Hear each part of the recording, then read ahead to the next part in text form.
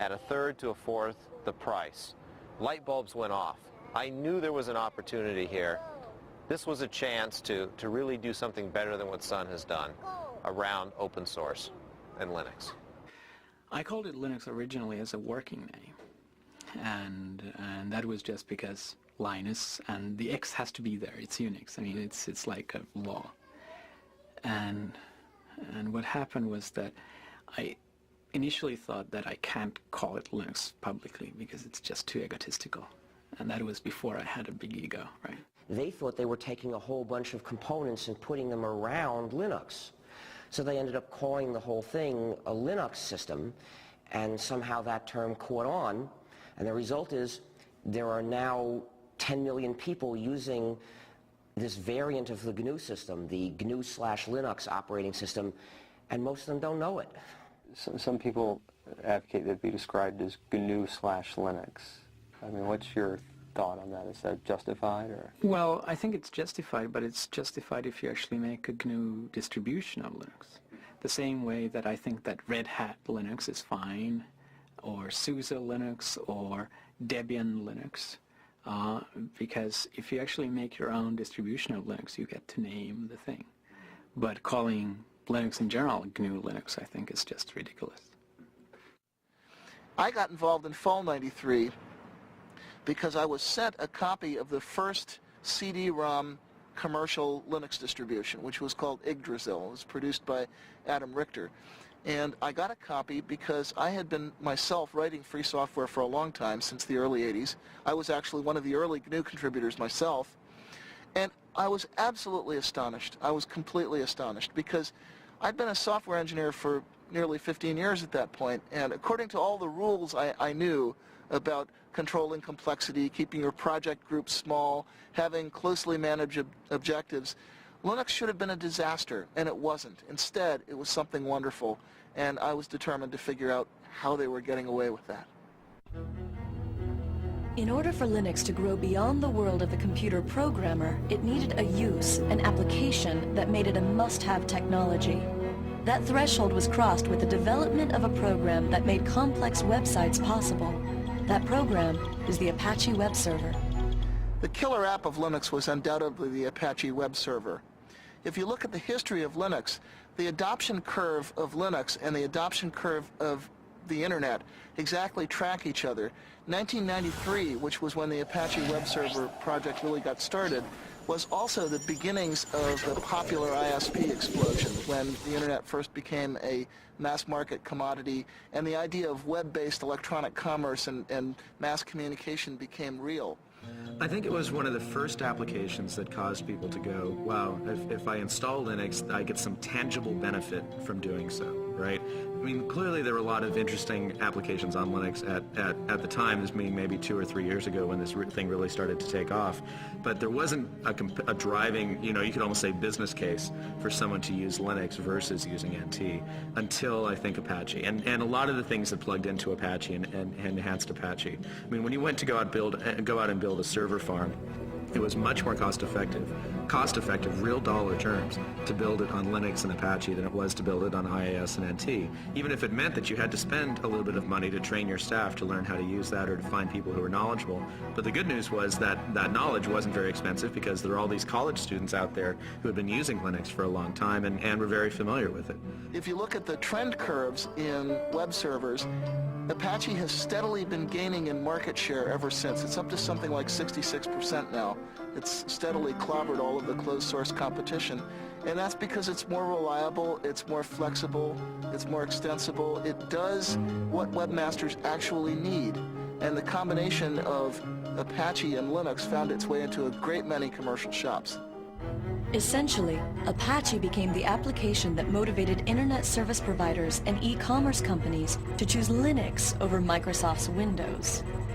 It would probably run best on Linux and on FreeBSD, and the reason is the communities around those operating systems are also the communities that contribute the most back to Apache, right? And they were also the operating systems that internet service providers started using very heavily as well. And internet service providers really liked Apache because it allowed them to do a lot of different things that some of the commercial web servers didn't, such as the ability to host more than one website on a single box, which clearly if you're an ISP and you have 40,000 users and they all want their own website is going to be pretty important to you. One of the key factors in the growth of Linux was the creation of companies that specialized in the distribution and support of the operating system itself. Among these companies, Red Hat Software is the best known. Red Hat started as a product of Mark Ewing. While he was working at IBM, he wanted a little better Linux distribution. He started playing around. Found out he spent more time maintaining his Linux distribution than he did working on his new project. So he sort of started the distribution itself. He met up with Bob Young, who at the time was running a company called ACC Bookstore, which was a mail-order PC Unix catalog. And Bob kind of knew he wanted something, more his own to market rather than reselling other people's products. And he was fairly good at marketing, and Mark knew he needed some marketing help because he was fairly good at the technical parts, so they kind of got together. I started working with Red Hat in May of 1995, basically right out of NC State, along with Eric Trowan, who me and him combined make up employees number 4 and 5. And we actually reported to work at an apartment that Mark Ewing used to live in. We took it over as kind of the development part of Red Hat Software, and stayed that way till about November of 1995 when a toilet we had in the apartment kind of exploded, flooded our downstairs neighbor, and she got a little upset, and the apartment folks found out we were running a business there instead of actually living there at the same time, so they decided to throw us out. So at that point we had about a week to go find our first office, which we did, and get ourselves moved in a hurry. So.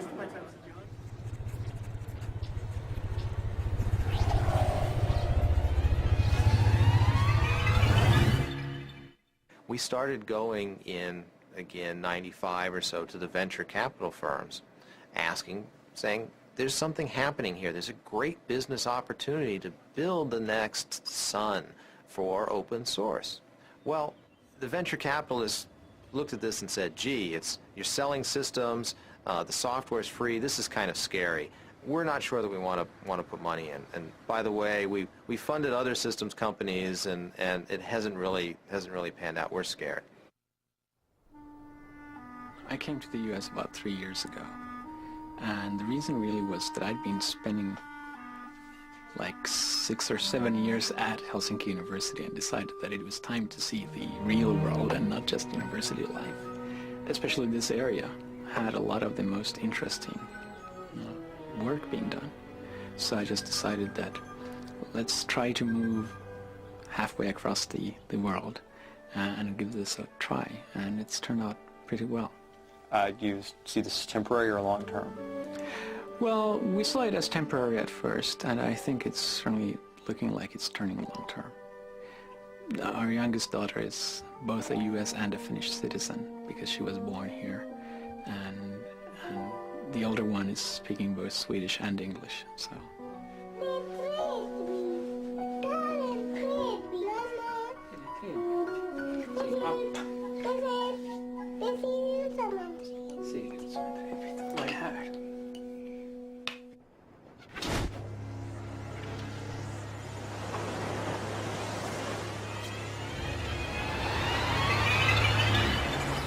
The next major event was one that I had a direct hand in.